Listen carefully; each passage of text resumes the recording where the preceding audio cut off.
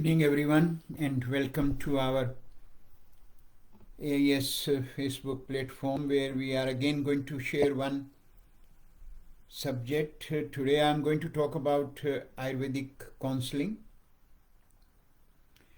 how it works, why one need that, and how it different from our Western medicine's approach. I'm sure all of us at some stage in our life might have this experience of going to a counselor to talk about some of our issues. So that part, most of you will be very much aware that what you expect and what you get from those sessions and why the need come for counseling advice and how we end up into that sort of situation. Those are all component what we talk in detail in our Ayurvedic diploma level course when we teach, and then at advanced diploma level course. These are very comprehensive level where this issue is being talked about. Because in today's world, while we are dealing with various physical ailment and becoming more and more aware about those ailments and trying to make some more effort how we can prevent those ailments. But then there is another big component which in Ayurveda we talk about our emotional and mental ailments or imbalances or the problems which are becoming more and more dominant. And when we are not able to deal with them or we are not able to handle them, they themselves can become biggest ailment in our life, or they become the core cause of many other ailments which will be manifesting in one's body at a physical level. So in those situations, one will think that so much happening in my life and I feel confused, I feel cloudy, groggy, brain fog kind of situations. One can start talking all the time, and then they need someone whom they can speak. Another aspect what Ayurveda talk about, that in old days, in whatever culture we talk about, whenever someone was having such problem, whether it is relationship problem, whether it is dealing with the kids problem, guiding them, or then more suppressed emotions issues like feeling rejected, loneliness issues, lack of appreciation, lack of confidence, not being acknowledged, then lot of fear, anxieties, uncertainties in life. These are all various aspects which we can say as a suppressed emotion from the childhood traumas or abusive childhood, abusive relationship of the parents. All that has a bigger impact on an individual. And as I said, in all cultures, in old days, there were family members around everyone. And time to time, whenever an individual might be going through such problem, elders were able to guide them, either it's elder brother, sister, or father or mother. But nowadays, as we have gone more and more advanced in our lives, and then the families has become nuclear,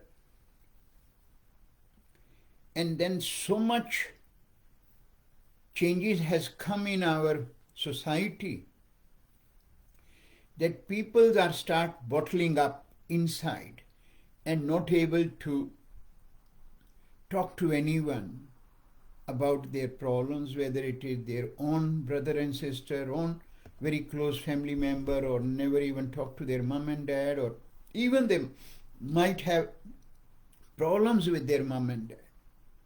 A lot of clients you see, those who might have any issues with their parents even. So it becomes very difficult that whom I speak, and when you are not speaking and you are not in a position to handle what is going in our life, that start impacting your body. First of all, your brain will start getting affected. Then your ability to think clearly will start getting affected.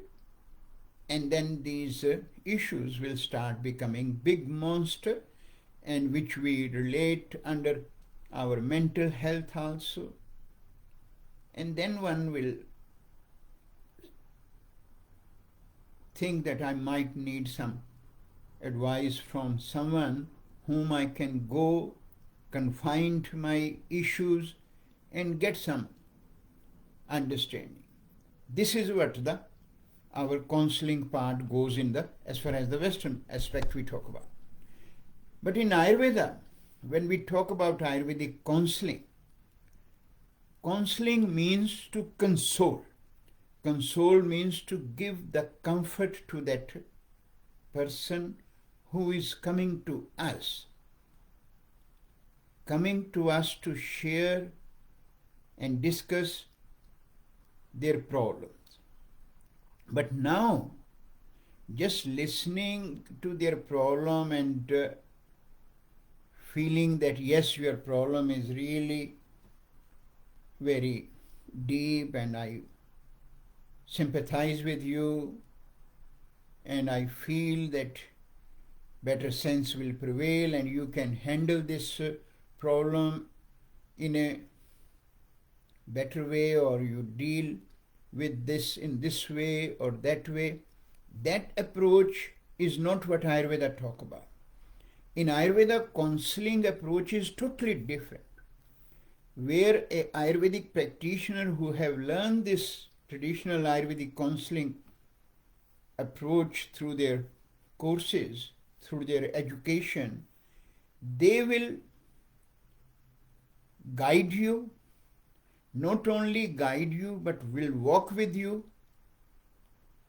Not only walk with you, but give you those tools, how to use them to get out of that darkness, then supporting the person who is crumbling due to all these issues at every stage of their life till the day they get more and more stable.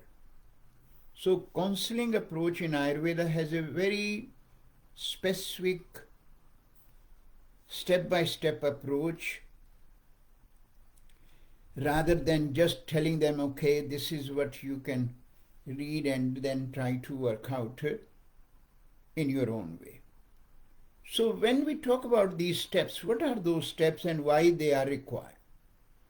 Because first of all, Ayurvedic practitioner will assess your state of mind. When we say state of mind, because as I said before, whatever the problems are happening in someone's life, either they are the current problem or they are some past problem which are building with that individual as suppressed emotions, they can actually act as a trigger to the current situations, because our cell has our cellular memory. And that cellular memory is what carrying what is experienced by that individual in their life. And whenever certain related instance comes in that individual's life, now those things can trigger and make that individual more and more vulnerable to get affected by those problems. So in that situation, it is very important to assess someone's state of mind, because we all know very practically, common sense sort of thing, if someone is in darkness, someone is facing that dark space around him or her, how they can start thinking clearly, no matter how good counselor someone might, whatever the advice they might have given. Because in our mainstream counseling approach, we never look at those factors that what are creating that dark space in that individual's mind. And that is where the first point of difference Ayurvedic counseling offer you. We try to assess the state of the mind, and there are three levels of the state of the mind. One is the dark situation, one is the current situation, which we can say in more light state, and then we have a bright state. So when we are, due to various factors, has gone into a light stage and then the dark stage, that is where our problems start building. Now, how these states of mind change in each individual, that comes on a simple level. Whatever you feed your mind, and feed goes through the two levels. One is the feed goes from here, with is your thoughts pattern, and one is what goes through your mouth in the form of the diet. And that is what in Ayurveda we talk about. There are three kind of diets you can always, and the foods you can classify them into a dark state food, then a bit more lighter and active food, then there are more bright and calmer food. So when someone is feeding those kind of foods of bright and calmer, they have the ability to always think clearly, deal with the situation in a calmer mind, clear mind, focused mind, and then there are less chances that whatever is happening in their life might be getting a bit in trouble. They will, from the very beginning, able to handle the situations in a better way, always able to look into the situation in a more positive way rather than in a negative way. Because if you look at one example, that if we have a half glass full with the water, many of us will say it is half empty, and many of us will say half full. Both answers are right, but the outcomes are different, because the empty part is giving me that feeling that I have to make so much effort to fill it, and the one who is seeing that it is already half full, I just need to make a little effort and it will be full. So it's in your approach toward the situation. And when that part is coming up, we are in a better situation to handle anything, no matter how serious, how deeper the problem is. But then, if my situation is gone into a dark state, which is due to the dark food and activities I'm always doing, then that person, even a small trigger can become a big issue for that person, and hence we start suffering from such problems, what we call as our mental, emotional, suppressed issues, suppressed emotions, and we need some guidance. But then simple answer is, if I am already in the dark situation, dark place, no matter whatever someone is advising, how I will able to use those tools, whatever the tools that person has given me, even though at a first stage no tools are provided, just ask that, okay, you just make this change or do this. And that is where the person is still moving in the circle. They get benefit because what they have done when they have in a session within a normal counseling approach, that they feel much more less pressure on their chest, because they have vomited everything, they have talked about everything to the other person without having this issue that how that person will judge, because that person is in a professional and that is what their job is, to disassociate themselves and then advise from their perspective, their understanding, their experience, but without looking into that situation, that whether that other person is in a position to handle them or implement them. That's where the point of difference. Ayurvedic counseling will help you. So first of all, Ayurvedic counselor will help you to look at your state of mind, give you a plan that how you can get your mind from the dark and that light and active situation to the bright and calmer situation, which will require some time, and then start handling with the problems, what the problem is coming up, whether it is our current problems of the relationship or guidance required for the children or even for ourselves, or dealing with some of those suppressed emotions which are going through with me, as I shared before. And then the person will be able to use those tools. Now, what are the tools? Again, depending upon the problems a client goes on, because that is another skill Ayurvedic counselor will have, that able to identify how deeply this client is suffering from such problem. Because when I say deeper problem, how we assess deeper and non-deeper situation, that is where our various non-physical aspect comes up into. Because in our body, apart from the physical system, physical brain, as we always talk about, the one major non-physical component is our mind. And then mind has another component, what we call as our chit, buddhi. Chit is your conscious, buddhi is your intellect, then your ahankara, which is the ego component. So all those will be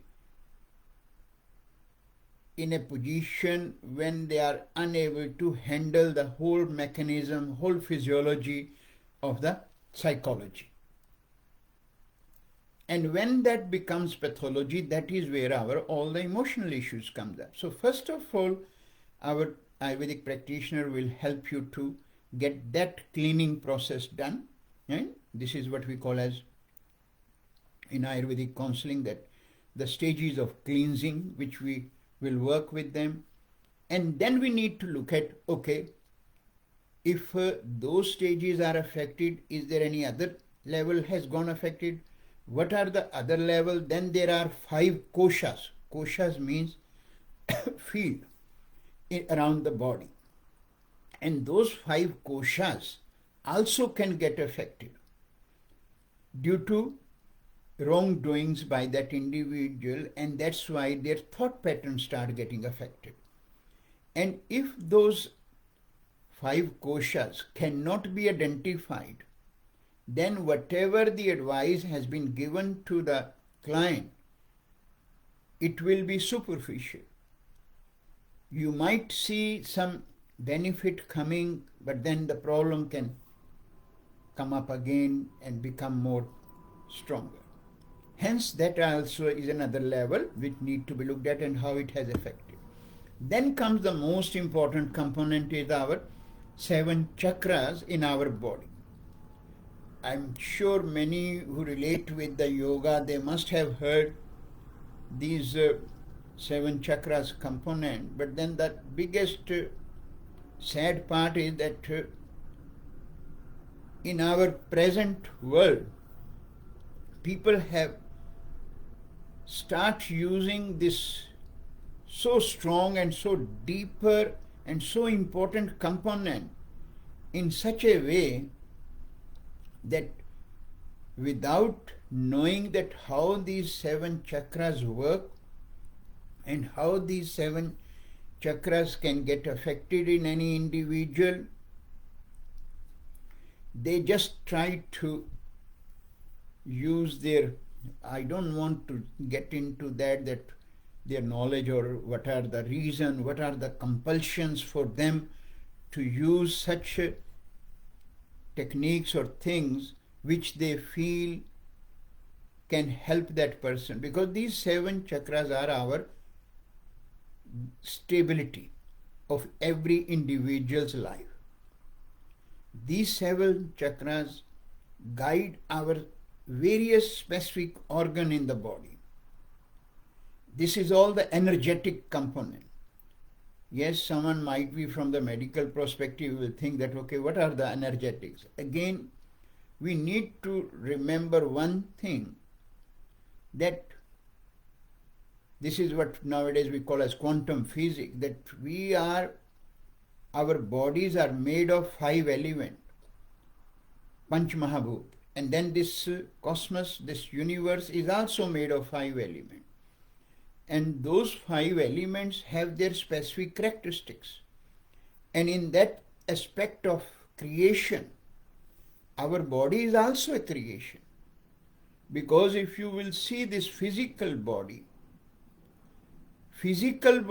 can be still there with you one moment and you are saying it's a live body, I love it, I love him or love her, but the next moment you might be turning that body as a dead body and not want to touch that body. So what is the difference between 1 minute before and 1 minute after? What has gone out of that? Is any medical science talk about that? But then Ayurveda talk about that from the centuries. That what goes out of your body is what we call as your soul or Atma or spirit in nowadays language. Or you can say your energy. That has gone and you are dead. When it is in, you love it. So where that goes, from where it comes and how it is connected, that is where Ayurveda talk about. And in Ayurvedic psychology, those are the components which has to be handled. And hence that focus on 7 chakras part, as I mentioned. So each chakra will be associated with a different organ. And due to various reasons, which again as a Ayurvedic practitioner, they will be well equipped to identify that what are the reasons that this person's now chakras has gone affected. Problem can be on a very superficial level and can be dealt with those tools which Ayurvedic counselor practitioner will offer you. But sometimes the problem has gone much deeper. And hence the practitioner who have learned these Ayurvedic chakra balancing treatment protocols, they will be in a position to help that person. So they need to be assessed. Now we call them as chakra blocked, because there is an energetic flow which comes from the root chakra to the crown chakra, and then that chakra energetics are flowing through the 3 nadis, we call them, Ida, Pingala and Sushmana. So I'm not going to go into too detail of this public talk, where my role is not to make you into an Ayurvedic counselor, but the idea is to share with you that how Ayurvedic counselor, Ayurvedic practitioner, Ayurvedic counseling approach can help to all of us if we are suffering from these kind of issues which I shared with you at a mental level, emotional level. But Ayurvedic counseling also is very crucial and integral part of our normal practice.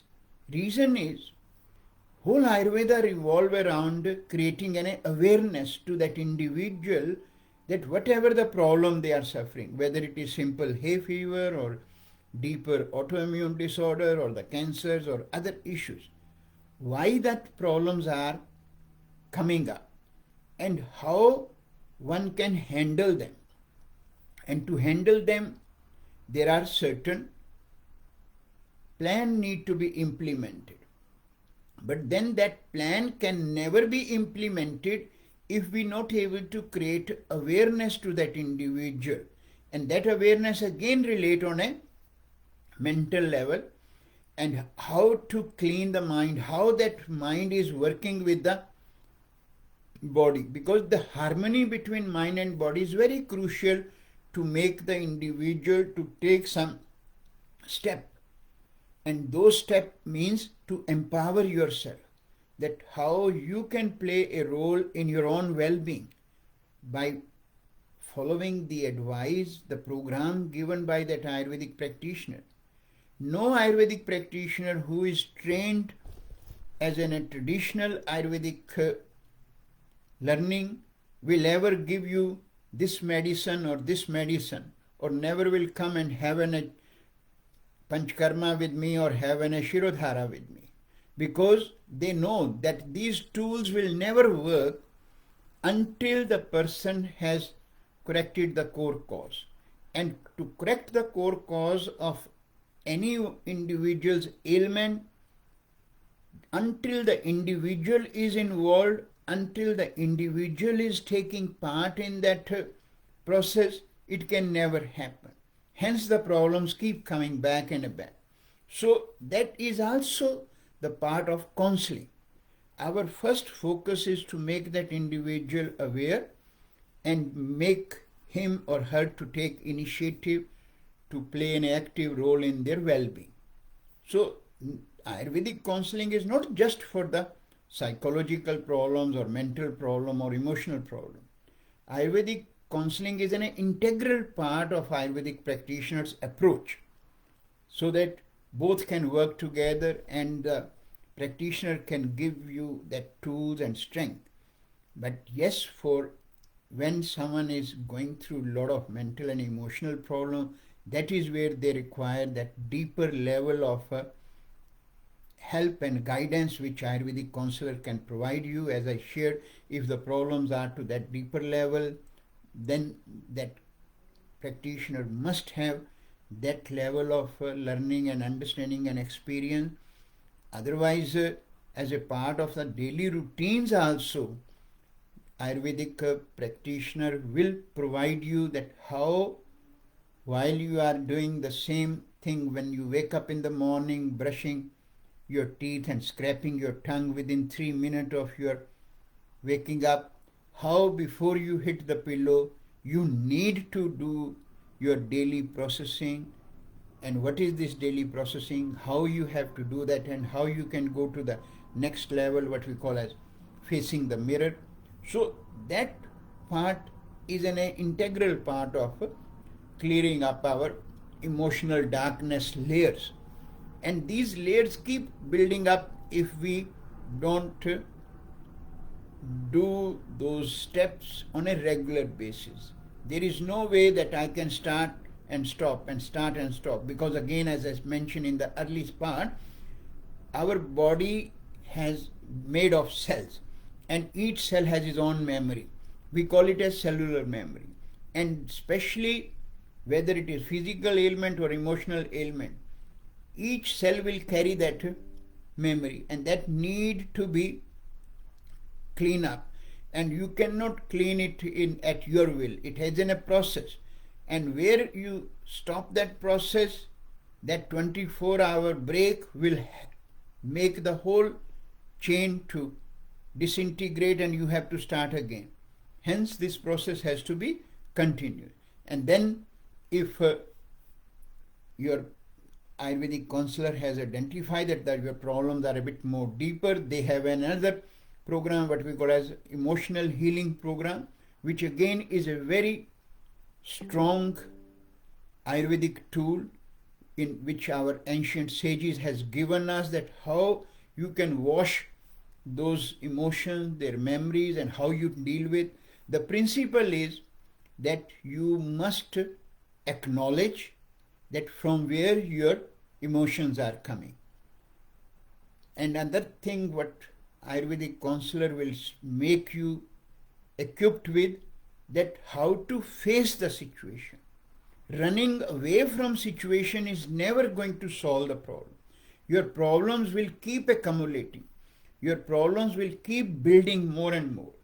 Hence, you will get the guidance, get the support, get the direction from that practitioner, that how he can walk along until you become more and more stable to handle those problems. So that emotional healing program will be another major tool which Ayurvedic counselor will share with you. And then, as I said, if the problem has gone much more deeper and to impact on the 5 koshas and to the chakra level, Ayurvedic practitioner will be well equipped to create that chakra balancing program, which again is a very comprehensive learning and tool. Not every Ayurvedic practitioner know that this is a specific learning, and sometimes it is not taught even at a 5-year degree program what we do in India. So that specific Ayurvedic psychology and counseling approach is precise, but we do teach at our AIS program time to time. Those courses are offered to anyone who can come and guide. But then what I'm trying to say is that chakra cannot be balanced by ding dong. Like say sometimes people will have that kind of ting and tong does not really make your chakra balance. Don't get into that thing that someone is moving around your body and then at the bottom and then at the crown they are doing that Tibetan ball or something. Those are not the treatment. Understand them. Wake up now and not get caught with such treatment which can make an individual fool. We have the responsibility as a client too, that we need to know what it means. Does it really do any good to me? And if it is doing good, why am keep suffering from my problem? So I have to question myself also why I get into that. In the same way, there are so many other things what we always talk about which are out in the name of Ayurveda. And the reason of me saying again, as I always have shared, that when we talk about Ayurveda, Ayurvedic medicine, one of the oldest system of medicine, it has so much to offer to all of us. And if we are able to get that knowledge in a correct way, I doubt that any one of us will ever suffer from any major problem. And then another question comes up, if yes, there are serious ailment has come, in those also Ayurveda can guide you and support you, while you might still need some intervention from the mainstream medicine. But then that is where we say that these system has to work together. And so there's ding dong kind of aspects not going to work, and no one should even think of that this is such an easy way. So that was all from my side today about Ayurvedic counseling, and just sharing with you how this Ayurvedic counseling can help anyone who is suffering from some of these issues in their life. Don't let them be strong enough to bog you down. You have a hope. You need to find an Ayurvedic counselor and seek their help and guidance, and you should be able to see the outcome. Thanks everyone.